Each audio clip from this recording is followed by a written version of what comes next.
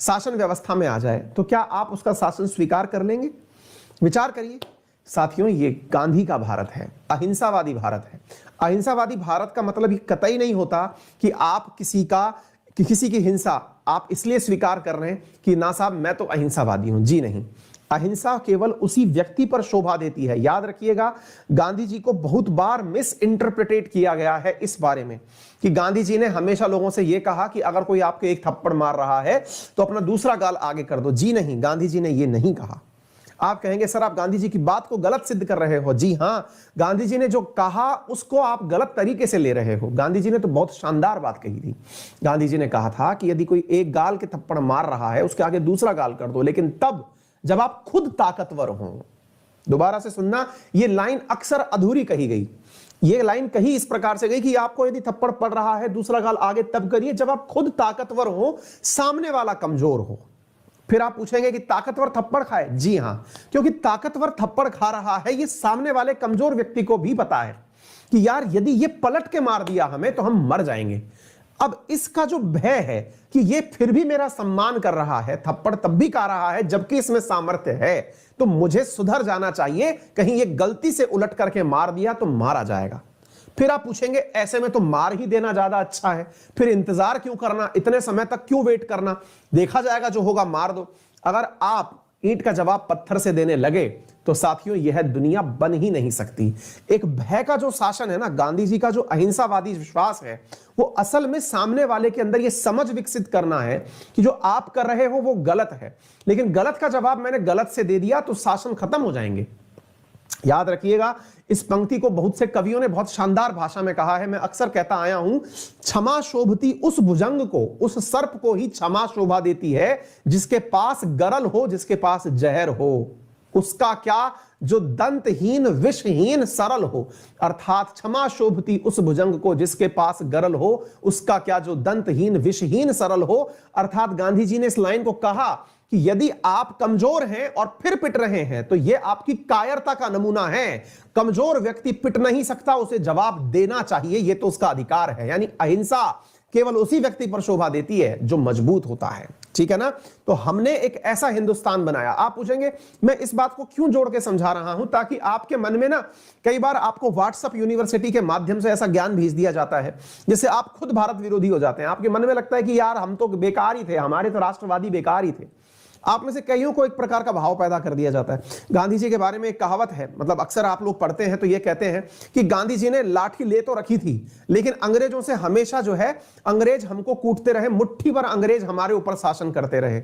साथियों, ये मुट्ठी भर अंग्रेजों को गांधी जी की लाठी ने कैसे भगाया, एक लाख वाली लाइन समझिए, फिर हम अफगानिस्तान से आगे यात्रा करेंगे। फिलॉसफी पढ़ा रहा हूं मैं आपको आज के सब्जेक्ट में, फिलॉसफी भी, गांधीयन आइडियोलॉजी समझ लीजिए, जीवन भर काम आएगी। मैं पेड विद्यार्थियों को तो ये पढ़ाता हूं, आज आप लोग भी समझ लीजिए। गांधीयन आइडियोलॉजी है कि अंग्रेजों को यह एहसास दिलाना था कि आपके जो पत्थर चल रहे हैं, लाठियां चल रही हैं, हम भारतीय लोग पिटने के लिए नहीं बने, लेकिन हम फिर भी पिट रहे हैं, आपको यह एहसास दिला रहे हैं। गांधी जी की लाठी अक्सर इस रूप का रिप्रेजेंटेशन मानी जाती है कि यह लाठी अभी सहारे के लिए ले रखी है। यदि यह लाठी उठ गई, हिंदुस्तान में इतने लोग हैं कि यदि वो मारने लगे ना तो यहां पर अंग्रेज नाम का व्यक्ति तो छोड़िए, नस्ल तक खत्म हो जाएगी। लेकिन अगर हमने हथियार उठा लिया, आज आपको तो हम भगा देंगे, लेकिन उसके बाद जो जनता बचेगी वो जनता हमेशा अपना फैसला हिंसा से लेगी, और हिंसा से बना हुआ राष्ट्र लॉन्ग लास्टिंग हो ही नहीं सकता। अगर कोई देश अपने आप को हिंसा से स्थापित करता है तो वो हमेशा के लिए बच ही नहीं सकता। विश्वास करिए, आप विश्वास इस प्रकार से करके देखिए, अगर हमने अंग्रेजों को भगाया होता, अंग्रेजों को भगाने के बाद में अगर हम अपने यहां पर बैठ करके इंतजार कर रहे होते, डंडे से उनको भगा दिया, तो विश्वास करके यह सोचिए आज देश के अंदर हालात क्या होते। आज देश में हर वर्ग, हर व्यक्ति अपने हाथ में हथियार लिए खड़ा होता। क्या देश आपको इतना खूबसूरती से अपने 75 साल आजादी के पूरे करते हुए नजर आता? जी नहीं। क्यों? क्योंकि भारत में तो तरह तरह की मांग उठी है। अभी चाहे किसान आंदोलन की मांग देख लो, कभी आरक्षण की मांग देख लो, कभी किसी राज्य की मांग देख लो, हर व्यक्ति अपने हाथ में हथियार लिए घूम रहा होता। फिर क्या करते आप? फिर तो आप सरकार के खिलाफ हथियार उठा लेते। और आप सोचिए पाकिस्तान बना किस प्रकार से था? हिंसा के प्रयोग से बना था, क्योंकि पाकिस्तान ने पाकिस्तान की मांग के लिए देश में बहुत दंगे भड़काए थे। आज आप खुद पाकिस्तान को देख लीजिए और हिंदुस्तान को देख लीजिए, तो हिंसा का रास्ता जो है ना वो दिखता आसान है, अपनाया भी बहुत आसानी से जाता है कि हमारे करने से एक्शन हो जाएगा। नहीं साथियों, आप भविष्य नहीं देख रहे हैं। अगर हिंसा से आप पाकिस्तान बनता हुआ देख रहे हैं तो पाकिस्तान में आज तक लोकतंत्र सर्वाइव ही नहीं कर पाया है।